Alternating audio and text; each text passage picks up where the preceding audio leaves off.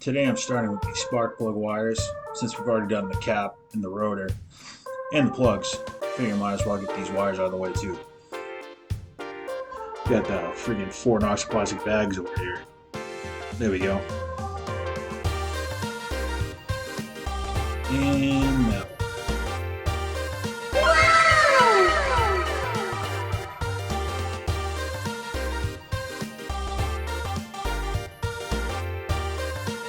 I'm going to go ahead and assume it's short ones for the coil.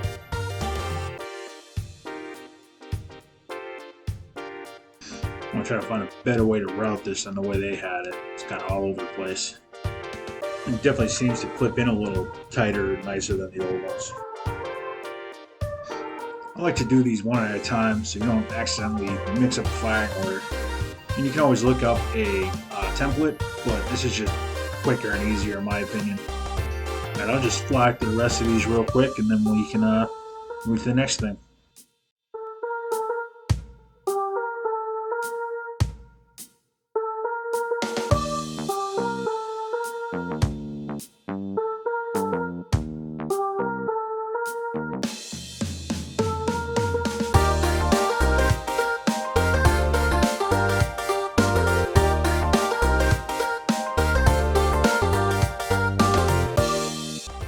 Now that we have these in here, let's make them nice and straight and even with these clips here.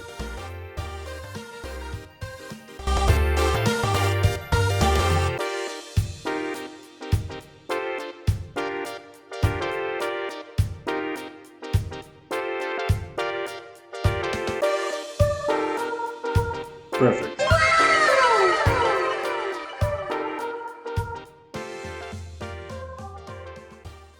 I had mentioned before that I was told that these vacuum regulators seem to be kind of a problem for some of the Datsuns. I was told that really they're not necessary and they tend to be more of a hindrance than a help. So I'm going to go ahead and remove them and replace them with some plugs.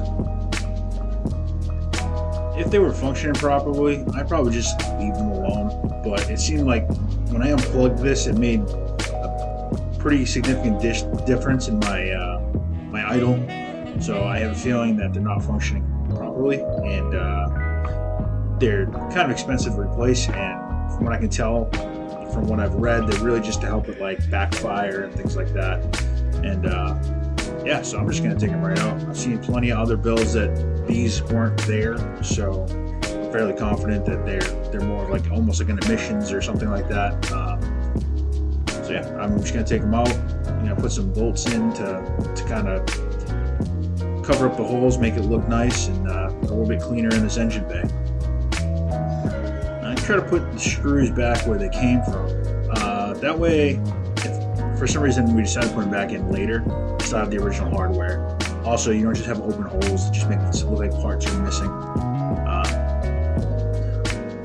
It's just easier for me to keep track of stuff this way. I probably should clean these up a little bit. I probably will down the road, but right now I'm just gonna put them back here so I don't lose them. Same with all these mounting pieces. This one has this clip and this rod that goes down that hooks to your throttle. So that one's kind of probably need a little bit extra love to get it out. So let me just grab a couple tools over here.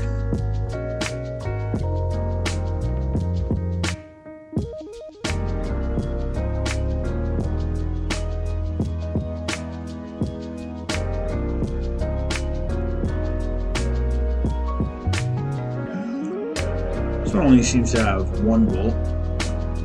I'll just get that out of here real quick. And besides the rod that holds this to the throttle, it should just come right out, I would think. But actually, it seems like it's still being held in by this lock nut right here. See if I can wiggle this one free a little bit. No, I'm gonna have to go see if I can find a wrench. Yeah, I don't know if it's gonna come off. I might have to go a flashlight real quick, see what I'm looking at.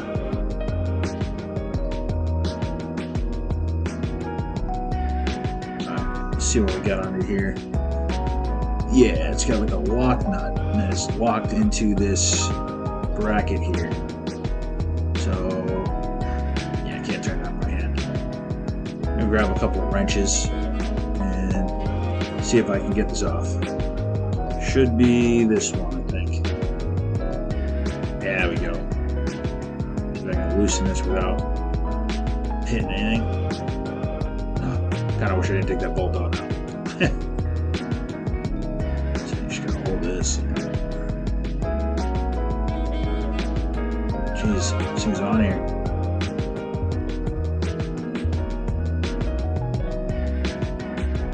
Put this bolt back in just to hold it.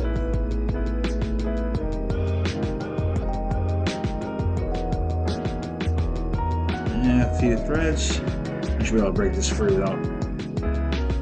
There we go.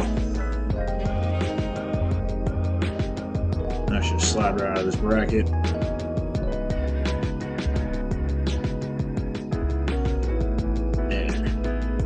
And it's still attached with this. You can see this little bar that works the throttle.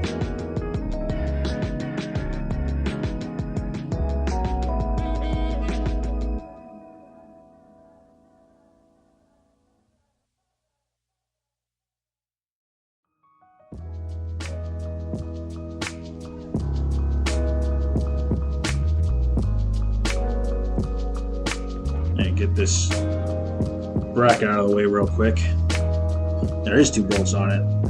Oh, I see one that was in place, so you'd have to take this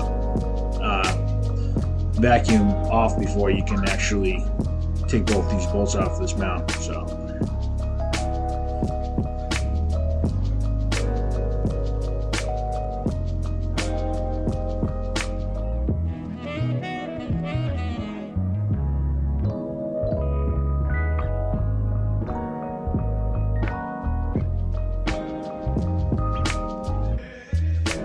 put these through here. This thing is weird. It's got almost like a cotter pin on each side. You put this away. I'm gonna grab some pliers, thinking if I can get this cotter pin off the bottom, I can just leave the top half of the rack on there. I'll just put these bolts back in here so I don't lose them. Like I said before, it looks a little nicer. Kind of fills the holes up, so it's, there's just gaping holes everywhere. It looks like parts are missing. But I'm gonna go grab something to try to get these off. Maybe I might have something over here.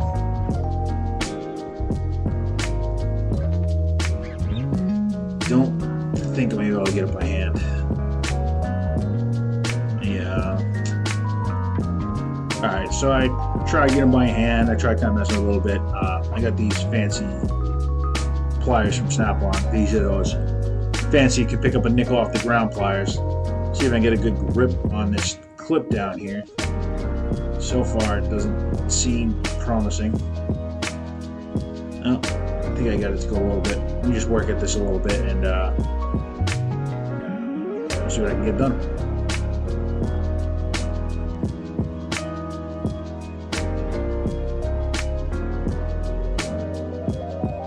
The position of this cotter pin makes this kind of a pain.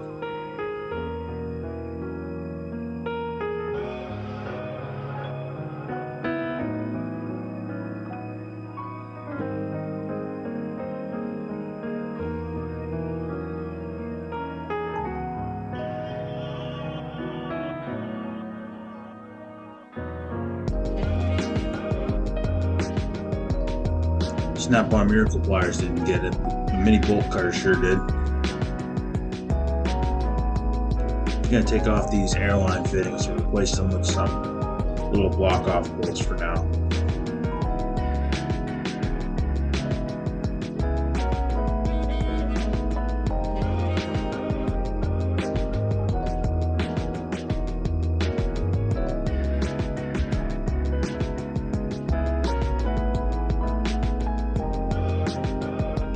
Once again, I'm going to hold on to these. I would have down the road we decided to put this back the way it was.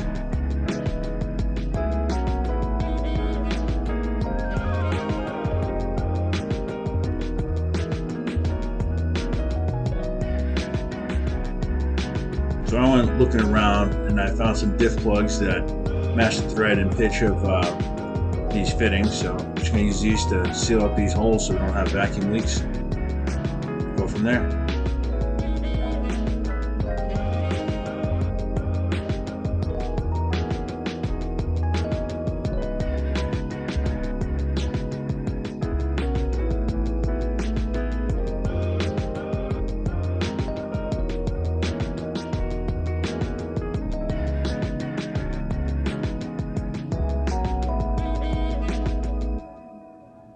And there it is. Perfect. I'm going to start this up and let it run and warm up a little bit and see how she goes. Well, now that it's warmed up a little, it seems to be running a little smooth. I had to adjust the idle slightly to get it where I need to be, but it used to be if I pushed on this one, it bogged out and stall. Now it seems to be... Oh, that's not good. Take a look at that.